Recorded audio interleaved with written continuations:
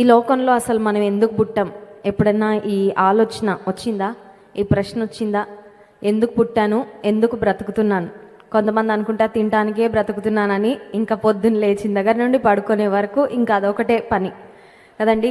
కొంతమంది ఎంజాయ్ చేయడానికే బ్రతుకుతున్నాను అన్నట్లుగా their focus is always on enjoyment. జీవితంలో ఆనందాలు పొందుకోవాలి, ఉన్న చిన్న జీవితం కాబట్టి ఏదో ఒక విధంగా ఆనందిస్తూ గడిపేయాలని కొంతమంది బ్రతుకుతూ ఉంటారు. కానీ నిజానికి దేవుడు మనల్ని సృజించడంలో గల ఆయన ఉద్దేశం, ఆయన సంకల్పం ఏంటి? సృష్టికర్త మనల్ని సృజించాడు. మనంతట మనం రాలేదు ఈ లోకంలోకి. మన చాయిస్తో పలానా ఊర్లో, పలానా దేశంలో, పలానా రూపురేఖలతో, పలానా తల్లిదండ్రులకు ఈ విధంగా పుట్టాలని మనం ఎవరు ఎంచుకోలేదు కదండి. We are God's choice. ఈ లోకంలో మనం పుట్టాలని దేవుడు ఉద్దేశించి ఈ లోకంలో మనల్ని కలుగజేశాడు. సరే, దేవుడు మనల్ని కలుగజేయడంలో గల ఉద్దేశం ఏంటి? What is the reason why God created us అని మనం ఆలోచన చేస్తే దేవుని వాక్యం సెలవిస్తుంది, ఆయన మహిమ కొరకు దేవుడు మనల్ని సృజించాడని. సో మన జీవితాల ద్వారా అల్టిమేట్గా మన లైఫ్ గోల్ ప్రతి విశ్వాసికి ఒక లైఫ్ గోల్ ఉండాలి. ఏంట లైఫ్ గోల్ అంటే, నేను దేవుని మహిమపరచాలి, నా జీవితము ద్వారా దేవునికి మహిమ రావాలి. హల్లెలూయా. ఒకసారి మనసులో చెప్పుకుందామండి. ఎందుకంటే మనం ఏం చెప్పుకుంటామో దాన్ని బట్టి మన జీవితము డిజైన్ అవుతూ ఉంటుంది.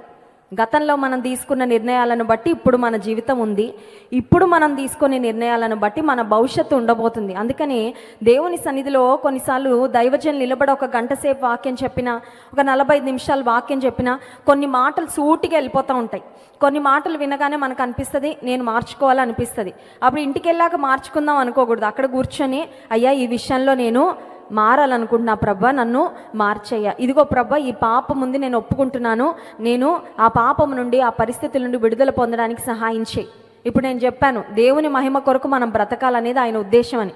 వాక్యం వింటూ ఉండగానే మనసులో ప్రార్థన చేసుకోండి. ఏమనంటే, ప్రభా నీ మహిమ కొరకు నేను జీవించడానికి నాకు సహాయము చెయ్యి అని. సో నీ గోల్ కనుక దేవుని గోల్ అయితే, మన జీవితం పట్ల దేవుని ఉద్దేశము ఆయన మహిమ కొరకు మనం బ్రతకాలని మనం కూడా అదే అడిగితే దేవుడు ఖచ్చితంగా నెరవేరుస్తాడు కదండి. ఎందుకంటే ఆయన చిత్తానుసారంగా మనం ఏం అడిగినా కూడా అది ఖచ్చితంగా దేవుడు అనుగ్రహించేవాడు అని వాక్యం సెలవిస్తుంది.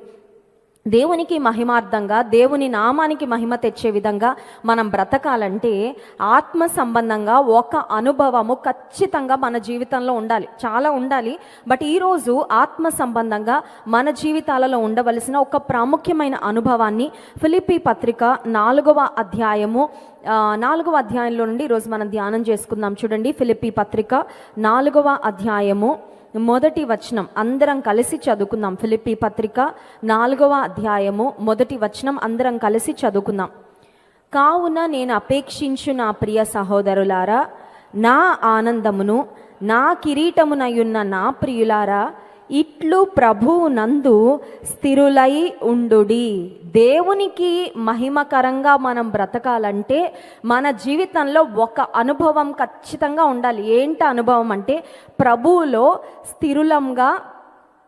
స్థిరంగా ఉండాలంట. నిన్నటి దినాన వార్తల్లో చూస్తూ ఉంటే ఉత్తరాఖండ్ ఆ ప్రాంతంలో కొండ చర్యలు విరిగి పడ్డాయంటండి. కొండ చర్యలు అంటే చూడండి, కొన్ని కొండలు ఉంటాయి, అవి సడన్గా ల్యాండ్ స్లైడింగ్ అంటారు. సడన్గా అవి ఇలాగా భూమి కదిలినట్లయి, ఆ కొండలు కదిలినట్లయి ఇట్లా కూలిపోతూ ఉంటాయి. కొన్నిసార్లు మనం అందుకే కొండ ప్రాంతాల లో కానీ లేదా ఘాటి రోడ్స్లో కానీ మనం వెళ్తూ ఉన్నప్పుడు అక్కడ కొన్ని బోర్డ్స్ పెడతారు. ఏమనంటే ఫాలింగ్ రాక్స్ బీవేర్ అని పెడతారు.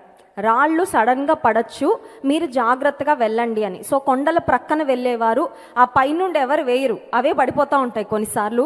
So beware of falling rocks అని ఒక బోర్డు పెడతా ఉంటారు. సో ఉత్తరాఖండ్ ప్రాంతంలో కొండ చర్యల మీద, ఆ కొండల మీద కొంతమంది ఇల్లు కట్టుకున్నారు, అపార్ట్మెంట్స్ కూడా కట్టుకున్నారు.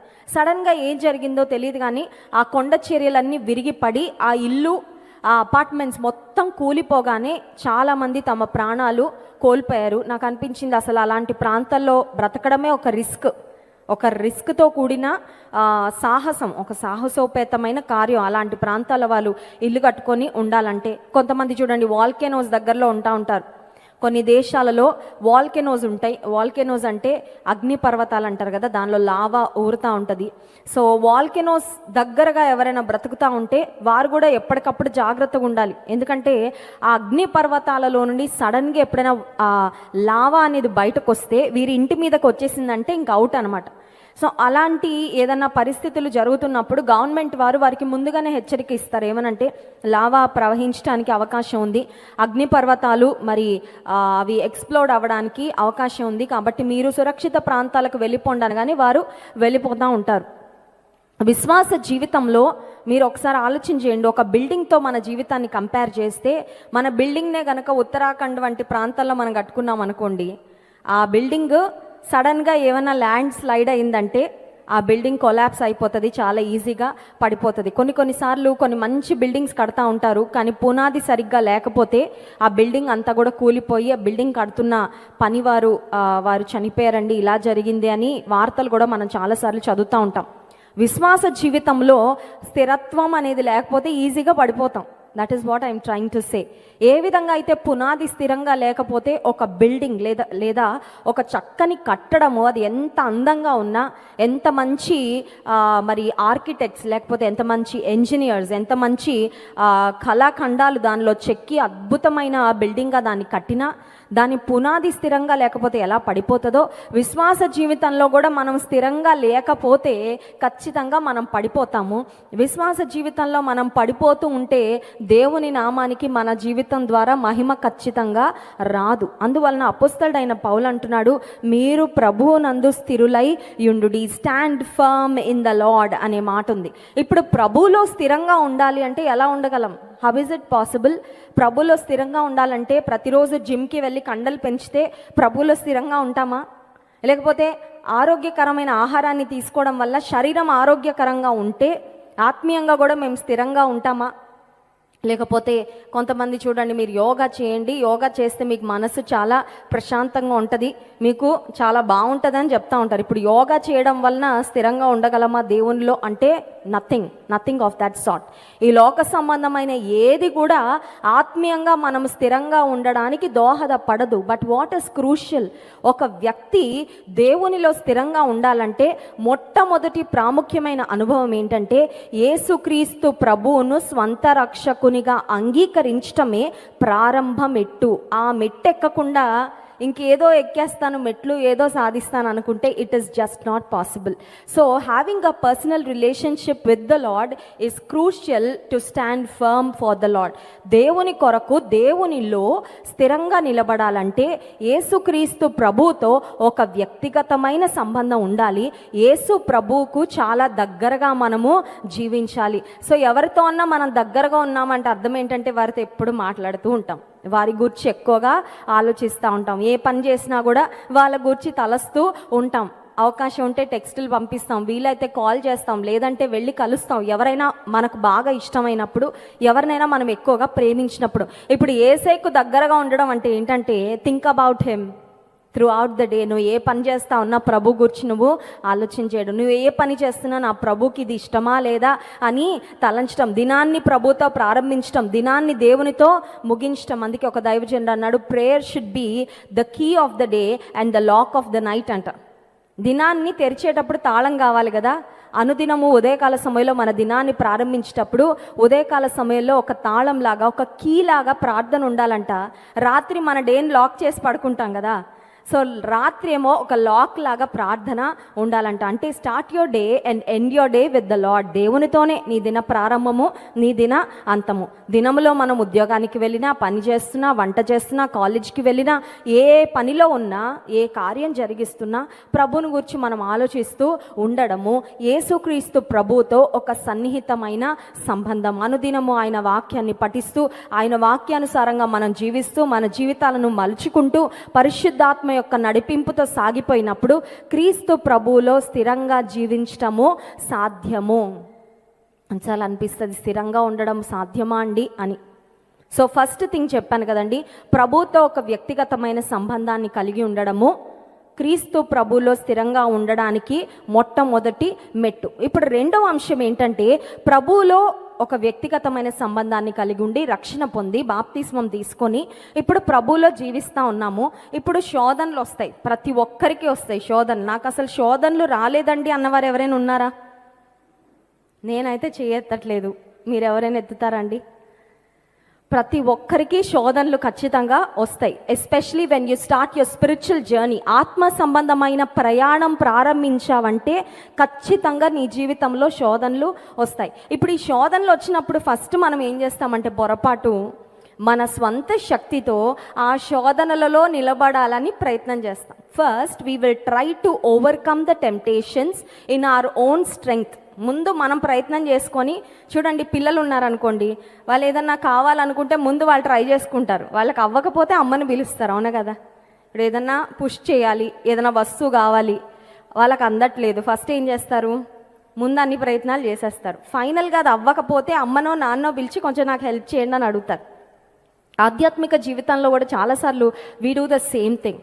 శోధనలు వచ్చినప్పుడు నా స్వంత శక్తితో, నా స్వంత బలముతో నేను నిలబడాలి అని ప్రయత్నం చేస్తాము. But let me tell you, మన స్వంత శక్తితో శోధనలను జయించడం సాధ్యము కాదు. కానీ దేవుని శక్తి మీద ఆధారపడితే నువ్వు ఖచ్చితంగా శోధనలను జయించగలవు. శోధనలలో పడిపోవడం వల్ల నువ్వు స్థిరంగా ఉన్నట్లు కాదు, అవునా కదండి?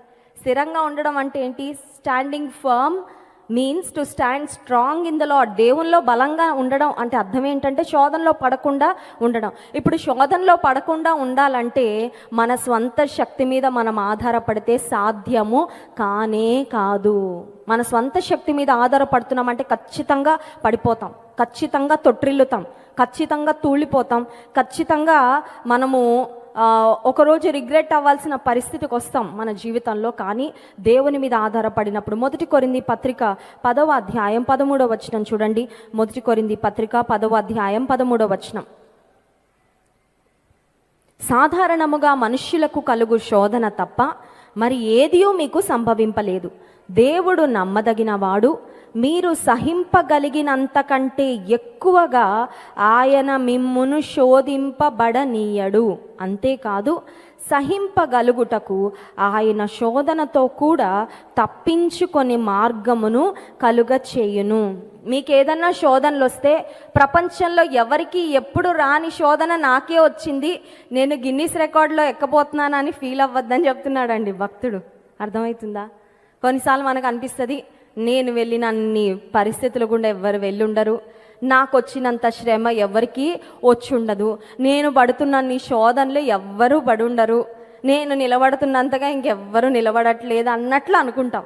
బట్ దేవుని వాక్యం చెప్తుంది, సాధారణముగా మనుషులకు కలిగే శోధనలు తప్ప మీకేవి విచిత్రంగానో కొత్తగానో ఏం రావట్లేదు. మన ముందు వెళ్ళిన వారు, మన ముందు ప్రభుతో నడిచిన వారు ఎలాంటి పరిస్థితులు గుండా వెళ్ళారో we are going through the same. అయితే దేవుడు నమ్మదగినవాడు అనే మాట ఉంది. దేనిలో నమ్మదగినవాడంటే నిన్ను శోధనలో నిలబెట్టడానికి, శోధనలో ఆయన చేతితో ఎత్తి పట్టడానికి ఆయన నమ్మదగినవాడు. హల్లెలూయా. శోధన అనుమతించినా నువ్వు పడిపోవడానికి దేవుడు అనుమతించట్లేదు. ఆ శోధనలో కూడా దేవుని విశ్వాస్యతను, దేవుని నమ్మకత్వాన్ని మనం ఎక్స్పీరియన్స్ చేయగలుగునట్లే ఆ పరిస్థితి గుండా కూడా దేవుడు మనల్ని అనుమతిస్తాడు. టు మేక్ అస్ స్ట్రాంగ్గా, to make us experience his faithfulness. ఆయన నమ్మకత్వాన్ని మనము రుచి చూచే విధంగా. ఇంకొక మాట ఉంది, శోధనతో కూడా సహింపగలుగుటకు ఆయన శోధనతో కూడా తప్పించుకొను మార్గము కలుగచేయును. ఇప్పుడు నా ప్రశ్న ఏంటంటే, ప్రతి శోధనలో నుండి తప్పించుకునే మార్గం ఉంది. ఆ తప్పించుకునే మార్గం ఎవరికి తెలుస్తుంది? ఎలా తెలుస్తుంది? తప్పించుకునే మార్గం ఉందంటే అర్థం ఏంటి? For every problem there is a solution. ప్రతి సమస్యకి ఒక పరిష్కారం ఉంది. ప్రతి శోధనకు తప్పించుకునే మార్గం ఉంది అని వాక్యం చెప్పిందంటే ఖచ్చితంగా ఉందని. ఇప్పుడు ఆ తప్పించుకునే మార్గం ఎవరికి తెలుస్తుంది? ఎలా తెలుస్తుంది? చూడండి, కొన్నిసార్లు కొన్ని పెద్ద సమస్యలు వచ్చినప్పుడు డాక్టర్ దగ్గరికి వెళ్తే అంటారు, ఈ చిన్నది చేస్తే తగ్గిపోతుందమ్మా, అది తెలియలేదు మీకు, అందుకే ఇంత ఇబ్బంది పడ్డారు అంటారు. లేకపోతే కొంతమంది ఉంటారు చూడండి, ఇంట్లో పెద్దవారు, వారికి హోమ్ రెమెడీస్ అంటారు కదా, ఇంట్లో చిన్న చిన్నవే, ఇది రాయండి, అది పూయండి, పోతుంది అంటే పోతుంది నిజంగానే. అది సొల్యూషన్ చాలా చిన్నగా ఉంటుంది, కానీ అది తెలియక చాలా ఇబ్బంది పడిపోతూ ఉంటాం. ఇప్పుడు శోధన నుండి తప్పించుకునే మార్గం ఉంది అని వాక్యం చెప్తుంది. ఆ తప్పించుకునే మార్గము ఎవరికి ఎలా తెలియబడుతుంది అంటే, అగైన్ ఇందాక మనం మొదటి అంశం చదువుకున్నాం కదా, దేవునితో ఎవరు దగ్గరగా జీవిస్తారో వారికి దేవుడు తప్పించుకునే మార్గాన్ని తెలియపరుస్తాడు. హల్లెలూయా. ఇన్ అదర్ వర్డ్స్, ఇంకొక మాటలో చెప్పాలంటే, దేవుని శక్తి మీద ఎవరు ఆధారపడి నా సొంత శక్తితో నేను ఫిక్స్ చేసుకోలేనయ్యా, నా సొంత శక్తితో నేను ఈ శోధన నుండి జయం పొందలేనయ్యా, ఈ శోధనలో నీ కొరకు నిలబడాలంటే నా సొంత శక్తి చాలదని నేను అడ్మిట్ చేసుకుంటున్నాను, ఒప్పుకుంటున్నాను, ఇప్పుడు నువ్వు నాకు సహాయం చేయి అని ఎవరైతే ప్రభు మీద ఆధారపడతారో, ఆయన శక్తిని ఆశ్రయిస్తారో వారికి దేవుడు శోధనతో పాటు తప్పించుకునే మార్గాన్ని కూడా దేవుడు చూపించి ఆ తప్పించుకునే మార్గం గుండా దేవుడు వారికి రెస్క్యూ చేస్తాడండి. హల్లెలూయా. చూడండి, కొన్నిసార్లు బిల్డింగ్స్ కడుతూ ఉన్నప్పుడు లిఫ్ట్ ఒకటే కట్టరు, మెట్లు కూడా కడతారు. అంటే దానికి చాలా కారణాలు ఉంటాయి. ఒకటి, కరెంట్ పోతే, జనరేటర్ లేదనుకోండి ఖచ్చితంగా మెట్లు దిగి వెళ్ళాలి, స్టెయిర్ కేజ్ ఉంటుంది. ఇంకొకటి ఏంటంటే, కొన్నిసార్లు ఫైర్ యాక్సిడెంట్స్ ఏదైనా జరిగినప్పుడు సడన్గా ఇంకా కరెంట్ అంతా ఆగిపోయినప్పుడు అది ఒక ఎస్కేప్ రూట్ లాగా అవుతుంది అనమాట, ఎగ్జిట్ రూట్ అంటారు. ప్రతి బిల్డింగ్లో కూడా ఖచ్చితంగా అది ఉండాలి. మెట్లు లేకపోతే ఆ ఆఫీసర్స్ ఆ బిల్డింగ్ కట్టడానికి పర్మిషన్ ఇవ్వరు. కారణం ఏంటంటే, ఒకవేళ ఏదైనా ఫైర్ యాక్సిడెంట్ అయితే ఆ బిల్డింగ్లో ఉన్న వారందరూ కూడా అలాగ మరి ప్రాణాలు కోల్పోకుండా ఖచ్చితంగా వారికి ఒక మార్గము ఉండాలి అని. ఇప్పుడు దేవుడు కూడా ప్రతి శోధన నుండి తప్పించుకోవడానికి ఒక rescue plan, God has a rescue plan. And who will know it? ఎవరు తెలుసుకుంటారు, ఎలా తెలుసుకుంటారు ఈ రెస్క్యూ ప్లాన్ అంటే, దేవుని ఆశ్రయించి, దేవుని శక్తిని ఆశ్రయించి, దేవుని సహాయాన్ని ఆశ్రయించి, దేవుని మీద ఎవరు ఆధారపడతారో వారికి ఆయన తప్పించుకునే మార్గాన్ని తెలియపరిచి ఖచ్చితంగా ఆయన తప్పిస్తాడు. హల్లెలూయా. సో దేవుని కొరకు స్థిరంగా నిలబడాలి అంటే మొట్టమొదటిది దేవునితో ఒక సన్నిహితమైన సంబంధాన్ని, యేసయ్యతో ఒక సన్నిహితమైన సంబంధాన్ని కలిగి ఉండాలి. రెండవదిగా మన సొంత శక్తి మీద ఆధారపడకుండా దేవుని మీద ఆధారపడినప్పుడు శోధనతో పాటు ఆయన తప్పించుకునే మార్గాన్ని ఏర్పాటు చేశానన్నాడు. అది దేవుడు మనకి తెలియపరిచి మనకు విడుదలను, సహాయాన్ని అనుగ్రహిస్తాడు. ఇంకొకటి, ఫిలిప్పీ పత్రిక 4వ అధ్యాయం, ఇందాక మనం చదువుకున్న లేఖన భాగంలో 13వ వచనం చూడండి. ఫిలిప్పీ పత్రిక 4వ అధ్యాయము 13వ వచనం, నన్ను బలపరచు వాని యందే నేను సమస్తమును చేయగలను. హల్లెలూయా. అంటే అర్థం ఏంటి? స్థిరంగా ఉండడం అండి నాకు అసలు పాసిబుల్ కాదండి. I'm the most unstable person. స్థిరంగా ఉండడం అంటే అది చిన్న విషయం కాదండి. స్థిరంగా ఉండడం అంటే చిన్న విషయం కాదు. ఎందుకంటే మన జీవితాలు ఒకసారి అక్కడ ఉంటాయి, ఒకసారి ఇక్కడ ఉంటాయి. ఒకసారి ఎవరినైనా ప్రేమించడంలో అబ్బో ఇంకా ఎంత ప్రేమ చూపించేస్తామో, ఒక్కొక్కసారి అంత ద్వేషము చూపిస్తాం కదా. ఒక్కొక్కసారి ప్రార్థన అంటే అమ్మో ఇంకా ప్రార్థన కొరకే బ్రతుకుతున్నా అన్నట్లు ఉంటాం. ఒక్కొక్కసారి ఇంకా ప్రార్థన అంటే మనకు సంబంధం లేనట్లు బ్రతుకుతాం. స్థిరత్వం లేని జీవితాలు మన జీవితాలు నిజానికి చెప్పాలంటే. అయితే నన్ను బలపరచు వాని యందు నేను సమస్తము చేయగలను. హల్లెలూయా. That means I know I am not a person who can stand firm and strong, but if my Lord strengthens me, I can do it. హల్లెలూయా. నన్ను దేవుడు బలపరిస్తే నేను ఖచ్చితంగా స్థిరంగా ఉండగలను. ఇప్పుడు ఈ మాట చెప్పండి, నన్ను బలపరచు దేవుని యందు నేను స్థిరముగా ఉండగలను. హల్లెలూయా. ఆయన బలపరుస్తాడు కాబట్టి, ఆయన శక్తి ఇస్తాడు కాబట్టి, ఆయన సహాయం చేస్తారు కాబట్టి, ఆయన చేయి పట్టుకొని నడిపిస్తారు కాబట్టి మనము స్థిరంగా ఉండగలము. ఇప్పుడు ప్రభువులో స్థిరంగా ఉండడం అంటే ప్రభువులో స్థిరంగా ఉండడానికి మనకు దోహదపడే కొన్ని అనుభవాలు ఉన్నాయండి. There are some experiences that we all must have. ఆత్మీయ జీవితంలో కొన్ని రకాలైన అనుభవాలు ఖచ్చితంగా మనం కలిగి ఉండాలి. అవే ఈ ఫిలిప్పీ పత్రికలోనే ఆ మాటలు ఒక్కొక్కటిగా చూద్దాం. చూడండి, ఫిలిప్పీ పత్రిక 4వ అధ్యాయము 2వ వచనం, ప్రభువునందు ఏక మనస్సు గలవారై ఉండుడని యువోదియను సుంటుకేను బతిమాలుకొనుచున్నాను. అవును, నిజమైన సహకారి ఆ స్త్రీలు క్లెమెంతుతోనూ నా ఇతర సహకారులతోనూ సువార్త పనిలో నాతో కూడా ప్రయాసపడిన వారు. ప్రభువులో స్థిరంగా ఉండాలంటే ఫస్ట్ థింగ్ ఏక మనస్సు కలిగి ఉండాలి. ఏముండాలండి? Having one mind. ఒక బిల్డింగ్ కడుతున్నారనుకోండి, ఆ బిల్డింగ్ కడుతున్న పని వాళ్ళు, లేకపోతే ఆ బిల్డింగ్ను ఆ పనినంతా పర్యవేక్షిస్తున్న వారు, ఒక్కొక్కరికి ఒక్కొక్క మైండ్ ఉంటే ఆ ప్రాజెక్ట్ సక్సెస్ఫుల్గా కంప్లీట్ అవుతుందా? ఒకరు ఇట్లా కట్టాలనుకొని ఇంకొకరు మరోలా కట్టాలనుకొని ఒకరితో ఒకరు కోఆర్డినేషన్ లేకుండా నీకు ఇష్టం ఉన్నట్లు నువ్వు చేయి, నాకు ఇష్టం ఉన్నట్లు నేను చేస్తా, నీకు అర్థమైంది నువ్వు చేయి, నాకు అర్థమైంది నేను చేస్తాను అనుకుంటే బాబెల్ గోపురంలో అయిపోద్ది కదండి. ఆది కాండంలో మనం బాబెల్ గోపురం గురించి చదువుతాం. బాబెల్ గోపురాన్ని అంట ఆకాశాన్ని అంటే అంత ఎత్తుగా కట్టి తమ పేరును గొప్ప చేసుకుందాం అనుకోగానే దేవుడు వారి భాషలు తారుమారు చేస్తే సిమెంట్ తెమ్మంటే ఇటుకలు తెస్తున్నాడంట. ఆ తర్వాత ఇసుక తెమ్మంటే ఇంకేదో పట్టుకొస్తున్నాడంట. నేను ఇది తెమ్మంటే అద్దెస్తున్నావు ఏంటని కొట్టుకుంటున్నారంట. ప్రాజెక్ట్ మొత్తం ఫ్లాప్ అయిపోయింది. ఏదో చేద్దాం అనుకున్నారు, ఏదో ప్రణాళిక వేసుకున్నారు, బట్ ఎవ్రీథింగ్ కొలాప్స్డ్. కారణం ఏంటంటే వారి మధ్యలో భాషలు తారుమారైపోయి ఏక మనసు లేకపోయింది.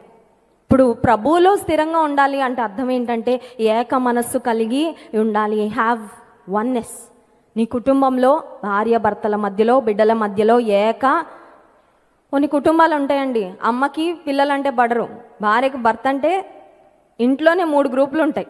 ఇంట్లో 4 ఉంటే 3 గ్రూపులు ఉంటాయి కదండి. ఇద్దరు ఒక గ్రూపు, ఇంకొకరు ఒక గ్రూపు, ఇంకొకరు ఒక గ్రూప్. ఒకరికొకరికి మాట పొసగదు, ఒకరి మీద ఒకరు అందరికి చెప్తా ఉంటారు బయటికి వెళ్ళి. ఇంట్లోనే ఒక చిన్న ప్రపంచ యుద్ధంలా జరుగుతూ ఉంటుంది. కారణం ఏంటంటే ఏక మనస్సు ఉండదు. మీ పార్టీ మీది, మా పార్టీ, మీరు సపోర్ట్ చేసే వాళ్ళని మీరు చేసుకోండి, మేము సపోర్ట్ చేసే వాళ్ళని మేము సపోర్ట్ చేసుకుంటాం. కొన్నిసార్లు సంఘాలలో కూడా అపవాది చేరిపోయి చెలరేగి పార్టీలు, లేదంటే ఆ కులం వారు, ఈ కులం వారు, లేకపోతే ఆ పరిస్థితిలో ఉన్నవారు, ఈ పరిస్థితిలో ఉన్నవారని మనుషులలో ఆ ఏక మనసు లేకుండా అపవాది చేస్తూ ఉన్నాడు. కారణం ఏంటంటే ఏక మనసు లేని చోట స్థిరమైన అనుభవాలు ఉండవు. Nothing constructive, nothing productive can happen where there is no oneness. ఏక మనసు లేకపోతే ఒక గొప్ప కార్యం అనేది జరగడం అసాధ్యం అండి. నీ కుటుంబాన్ని దేవుడు దీవించాలంటే, నీ కుటుంబము దేవునిలో వర్ధిల్లాలంటే నీకు ఖచ్చితంగా ఏక మనస్సు ఉండాలి. ఏక మనస్సు లేకపోతే ఏక మనసు కొరకు ప్రార్థన చేయి. Don't always complaint.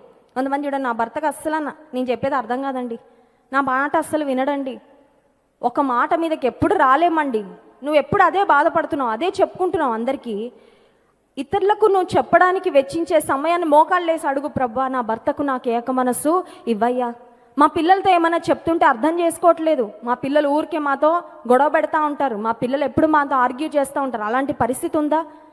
Instead of talking with others about that problem, spend time in the presence of God. మోకరించి అడుగు, ప్రభా నా బిడ్డలకు నాకు ఏక మనసు, నేనేం చెప్తున్నానో నా పిల్లలు అర్థం చేసుకోవడానికి సహాయము చెయ్యి. నువ్వు ప్రార్థన చేయి, దేవుడు ఖచ్చితంగా ఏక మనసు ఇస్తాడు. కుటుంబంలో ఏక మనసు, సంఘములో ఏక మనసు. ఎక్కడ ఏక మనసు ఉంటుందో అక్కడ గొప్ప కార్యాలు జరుగుతాయి. అక్కడ స్థిరంగా ప్రభువులో మనం ముందుకు వెళ్ళడానికి అవకాశం ఖచ్చితంగా ఉంటుంది. సో స్థిరంగా ఉండాలంటే మొట్టమొదటిగా ఏక మనస్సు ఉండాలి. ఆ తర్వాత చూడండి 4వ వచనం, ఎల్లప్పుడూ ప్రభునందు ఆనందించుడి, మరలా చెప్పుదును ఆనందించుడి. Have a joyful spirit. స్థిరంగా ఉండాలంటే జాయ్ఫుల్ స్పిరిట్ ఉండాలంట. You know what is joyful spirit? కొంతమంది ఉంటారండి, వాళ్ళు ఎప్పుడు ఆనందంగా ఉంటారు, అంటే వాళ్ళకి ప్రాబ్లమ్స్ లేవని కాదు, బట్ ఆ ప్రాబ్లమ్స్ని గూర్చి వాళ్ళు ఎక్కువ బాధపడకుండా దే ఆర్ వెరీ హోప్ఫుల్. ఇంకోటి, ఈ మధ్యకాలంలో పాజిటివ్ వైబ్స్ అని ఒక వర్డ్ బాగా పాపులర్ అయిపోయింది కదండి. పాజిటివ్ వైబ్స్ అంట.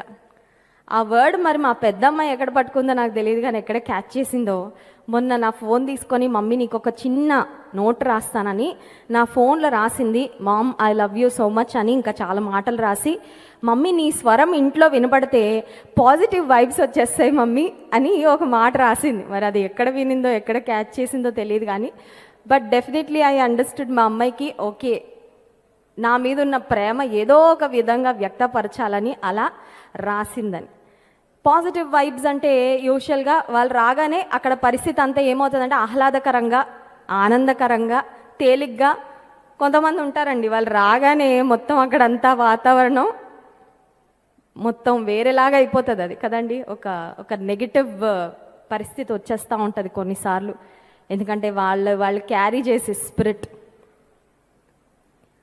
దేవుని వాక్యం చెప్తుంది ఎల్లప్పుడూ ప్రభువునందు ఆనందించుడి అనే మాటలో ప్రభువునందు అనే మాట ఉంది చూసారండి. అక్కడ ప్రభువులో ఆనందించాలంట.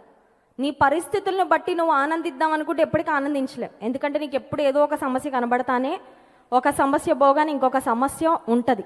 ఒకరితో నీకున్న ప్రాబ్లం సెట్ అవగానే ఇంకొకళ్ళు ఎవరో తయారవుతారు. నేను ద్వేషించే వాళ్ళు, నేను దూషించేవారు, నీ మీద నెగిటివ్గా మాట్లాడే ఎవరో ఒకరి ఎక్కడో దగ్గర పుడతానే ఉంటారు, ఎక్కడో ఒక దగ్గర ప్రారంభం అవుతానే ఉంటారు. That's okay. అయితే ప్రభువు నందు నీవు ఆనందిస్తే నువ్వు ప్రభువులో స్థిరంగా ఉండగలవు. When you rejoice in the lord you can stand firm for him. దేవుని కొరకు నువ్వు స్థిరంగా సాగిపోగలవు. ఆ తర్వాత ఇంకొక మాట ఉంది చూడండి, 8వ వచనం, మెట్టుకు సహోదరులారా, ఏ యోగ్యత అయినను మెప్పైనను ఉండిన ఎడల, ఏవి సత్యమైనవో, ఏవి మాన్యమైనవో, ఏవి న్యాయమైనవో, ఏవి పవిత్రమైనవో, ఏవి రమ్యమైనవో, ఏవి ఖ్యాతి గలవో వాటి మీద ధ్యానము ఉంచుకొనుడి. ప్రభువులో స్థిరంగా ఉండాలంటే కొన్నిటి మీద మన ధ్యానం ఉంచాలంటే we should think about certain things. Thinking గురించి ఆలోచిస్తే ఇట్స్ అ వాస్ట్ సబ్జెక్ట్. ఆలోచన అనేది ఇంకా అది దానికి అంతే లేదు. ఆలోచనలను ఇంకా ఒక్కసారి ఆలోచన అనే మాట పట్టుకుంటే దాని గురించి ఎన్నన్నా చెప్పుకోవచ్చు. ఒక రోజులో మనం ఆలోచించే ఆలోచనలను ఎన్ని కేటగిరీస్లో అయినా వేయచ్చు కదండి, ఆలోచించే ఆలోచనలు. కానీ దేవుని వాక్యం చెప్తుంది, మీరు కొన్ని విషయాల మీద మీ ధ్యానం ఉంచాలి. Think about these things. ఎలాంటి వాటి మీద అంటే దైవికమైన విషయాల మీద మీరు ధ్యానం ఉంచండి. When you think about godly things, when you think about truthful things, ఏవి సత్యమైనవో, ఏవి న్యాయమైనో. అన్యాయంగా ఆలోచించేవారు లేరా అండి? అబద్ధాలను ఆలోచించేవారు లేరా? అబద్ధాలు ఎలా ఆడాలని ఆలోచించేవారు లేరా? వారు ఆడుతున్న అబద్ధాలను సత్యమని ఎలా వక్రీకరించాలని ఆలోచించేవారు లేరా? అన్యాయం ఎలా చేయాలని ఆలోచించేవారు లేరా? అన్యాయాన్ని సమర్థించాలని ఆలోచించేవారు లేరా? ఏవి రమ్యమైనవో, ఏవి ఖ్యాతి గలవో కాకుండా ఏవి నీచమైనవో, ఏవి భయంకరమైనవో వాటిని ఆలోచిస్తూ వాటిలో ఆనందిస్తున్న వారు లేరా సమాజంలో? ఎన్ని భయంకరమైన వార్తలు చదువుతూ ఉన్నాం మనము అనుదినం, ఎన్ని భయంకరమైన వార్తలు వింటూ ఉన్నాం. ఇలాంటి ప్రపంచంలోన బ్రతుకుతుందా అనిపిస్తూ ఉంది ఈ మధ్య కొన్ని వార్తలు వింటూ ఉంటే. భయంకరమైన కార్యాలు, మానవ బంధాలు దేవుడు ఎంత పవిత్రంగా సృష్టించాడో అంత భయంకరం అయిపోతూ ఉన్నాయండి. మనిషి పాపం వలన, భయంకరమైన ఆలోచనల వల్ల జీవితాన్ని ఎంత పాడు చేసుకుంటా ఉన్నాడు. కానీ వాక్యం చెప్తుంది, ఏవి మాన్యమైనవో, ఏవి రమ్యమైనవో, ఏవి పవిత్రమైనవో, ఏవి ఖ్యాతి గలవో వాటి మీద ధ్యానము.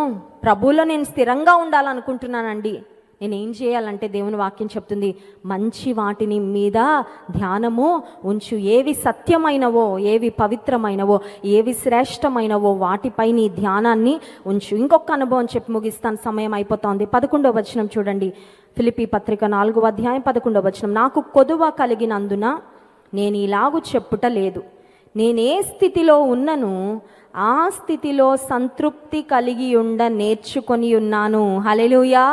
దేవునిలో స్థిరంగా ఎవరు ఉండగలరంటే సంతృప్తి కలిగిన. కొంతమంది ఉంటారండి సంతృప్తి, I want more more more more more, ఇంక ఇదే అన్నమాట అన్నిట్లో. ఎప్పుడు మేము ఇజ్రాయెల్ దేశం వెళ్తూ ఉన్నప్పుడు ఎయిర్పోర్ట్లో లాంజ్ ఉంటుంది, ఇంటర్నేషనల్ ఫ్లైట్స్ ఎక్కేవారు వెళ్ళి కూర్చోవచ్చు. అక్కడ వెళ్ళి కూర్చున్నాం వెస్లీ గారు, నేను. మెదిటికి ఒక ఆయన వచ్చి కూర్చున్నాడు. అక్కడ ఫుడ్ అన్లిమిటెడ్గా తినచ్చు, కానీ అర్ధరాత్రి కదా ఏం తింటాం, మేము ఏదో కొంచెం తెచ్చుకొని తిని ఆపేసాం. జ్యూసెస్ అన్లిమిటెడ్ తాగొచ్చు, బీర్ కూడా అన్లిమిటెడ్గా తాగొచ్చు. అక్కడ ఒక వ్యక్తి మా ముందు వచ్చి కూర్చున్నాడండి, అంటే వేరే టేబుల్ దగ్గర ఉన్నాడు. వచ్చి కూర్చున్న దగ్గర నుండి ఆయన ఫ్లైట్ టైం అయ్యే వరకు తాగుతూనే ఉన్నాడు. అతన్ని చూసి అమ్మో ఇంత భయంకరమైన తాగుబోతా, ఆయనకు చాలా అనిపించట్లేదు. ఫ్లైట్ టైం అయిందని వాళ్ళ ఫ్రెండ్ వచ్చి చెప్పాక కష్టంగా కదిలెళ్తున్నాడండి. ఫ్రీగా వస్తుంది అనేసరికి ఆయనకి ఎంత ఇష్టమో మరి తాగుతూనే ఉన్నాడు, రాత్రంతా తాగుతూనే ఉన్నాడు. ఆయన వెళ్ళిపోయేటప్పుడు ఆయన కళ్ళు చూస్తే ఎర్రగా, చాలా ఇబ్బందిగా ఉంది ఆయన పరిస్థితి చూస్తూ ఉంటే. మరి అది బీరో తెలియదు ఏమో తెలియదు మరి, but he was drinking all night. తాగుతూనే ఉన్నాడండి రాత్రంతా. ఈ రోజుల్లో మనుషులు ఎలా తయారైపోయారంటే ఇంకా కావాలి, ఇంకా కావాలి, ఇంకా ఇంకా తినాలి, ఇంకా తాగాలి, ఇంకా అనుభవించాలి, ఇంకా దోచుకోవాలి కదండి, ఇంకా అక్రమమైన కార్యాలు చేసే ఇంకా చేయాలి.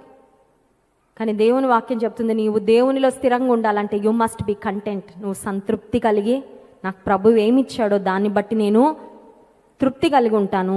తృప్తి ఉన్నవారే స్తుతించగలరు. తృప్తి లేని వారు ఎప్పుడు అసంతృప్తిగానే ఉంటారు. ఏం చేశాడండి దేవుడు అంటాడు ఎంత చేసినా కూడా. ఎందుకంటే వారికి తృప్తి లేదు కాబట్టి, దేవుడిచ్చిన ఆశీర్వాదాన్ని బట్టి they don't appreciate, they can't appreciate. వారు కృతజ్ఞత చెప్పుకోలేరు, గ్రాటిట్యూడ్ ఖచ్చితంగా చూపించలేరు. కానీ ప్రభులో స్థిరంగా మనం సాగిపోవాలంటే సంతృప్తిని ఖచ్చితంగా మనము కలిగి ఉండాలా. ఇంకొక మాట చూపించి ముగిస్తాం. 1 కొరింథీ పత్రిక 16వ అధ్యాయం 13వ వచనం. 1 కొరింథీ పత్రిక 16వ అధ్యాయము 13వ వచనం. మెలకువగా ఉండుడి, విశ్వాసమందు నిలకడగా ఉండుడి, పౌరుషం గలవారై ఉండుడి, బలవంతులై ఉండుడి. హల్లెలూయా. 4 మాటలు ఎంత బాగున్నాయి చూసారండి. 1 మెలకువగా ఉండుడి, 2వది విశ్వాసమందు నిలకడగా ఉండుడి, 3వది పౌరుషము గలవారై ఉండుడి, 4వది బలవంతులై. విశ్వాసమందు ఎలా ఉండాలంట? స్థిరముగా, నిలకడగా. ఇంగ్లీష్ బైబిల్లో ఉంది be firm in your faith అనే మాట. దేవునిలో స్థిరంగా నిలబడాలంటే నీ విశ్వాసం కూడా స్థిరమైన విశ్వాసంగా, శ్రమలు వచ్చినప్పుడు, పరీక్షలు వచ్చినప్పుడు ఊరికే నీ విశ్వాసాన్ని కోల్పోయి ఏముంది లేండి, ఈ జీవితం ఏంటండి, దేవుడు ఏం చేశాడండి అని నువ్వు మాట్లాడుతున్నావంటే నువ్వు స్థిరమైన విశ్వాసివి కానే కాదు. కానీ దేవునికి మన జీవితాల ద్వారా ఎప్పుడు మహిమ వస్తుందంటే స్థిరమైన అనుభవాలు మనము కలిగి ఉన్నప్పుడు. చూడండి, చెట్టుని వేసి భూమిలో నాటి వారానికి దాన్ని వేరే వేరే మట్టిలోకి, వేరే వేరే ప్రాంతాలకి మూవ్ చేస్తూ ఉంటే అది పెరుగుతుందా? ఎక్కడో ఒక దగ్గర ఖచ్చితంగా ఎండిపోతుంది, చనిపోతుంది ఆ చెట్టు. విశ్వాస జీవితంలో నువ్వు స్థిరంగా ఉన్నావు అంటే అర్థం ఏంటంటే you are where you are and you don't move. కదలని రాని, ఏమన్నా రాని. మన చెట్టు చూడండి, మన ఇంటి ముందు ఒక పెద్ద చెట్టు ఉందనుకోండి, తుఫాన్ వచ్చి గాలి వచ్చి కొమ్మలు ఊగుతాయి కానీ చెట్టు వెళ్ళిపోద్దా ఎక్కడికైనా? వెళ్ళదు, అక్కడే ఉంటుంది. కారణం ఏంటంటే ఇట్ ఈస్ రూటెడ్. విశ్వాసంలో నీవు స్థిరంగా రూట్ అయి ఉంటే గాలి, తుఫాను వంటి శ్రమలు వచ్చినా నువ్వు ఎక్కడికి, కానీ పొట్టు ఉంటుంది. ఇప్పుడు ఇక్కడ ఉంటుంది, నెక్స్ట్ మినిట్ ఇంకెక్కడ ఉంటుంది, ఆ నెక్స్ట్ మినిట్ డస్ట్బిన్లో ఉంటుంది. అంతే కదండి. ఎందుకంటే అది పొట్టు కాబట్టి దానికి స్థిరమైన అనుభవము ఉండదు. ఎక్కడికంటే అక్కడికి వెళ్ళిపోతూ ఉంటుంది, ఎగిరిపోతూ ఉంటుంది. స్థిరమైన అనుభవాలు ఉండవు. కానీ దేవుడు కోరుకున్నాడు చెట్టు వలె ఉండాలని, స్థిరంగా ఉండాలని, ఫలించాలని, ఆయనకు మహిమ తీసుకొని రావాలని. అట్టి కృప దేవుడు మనకు అనుగ్రహించును గాక. ఆమెన్.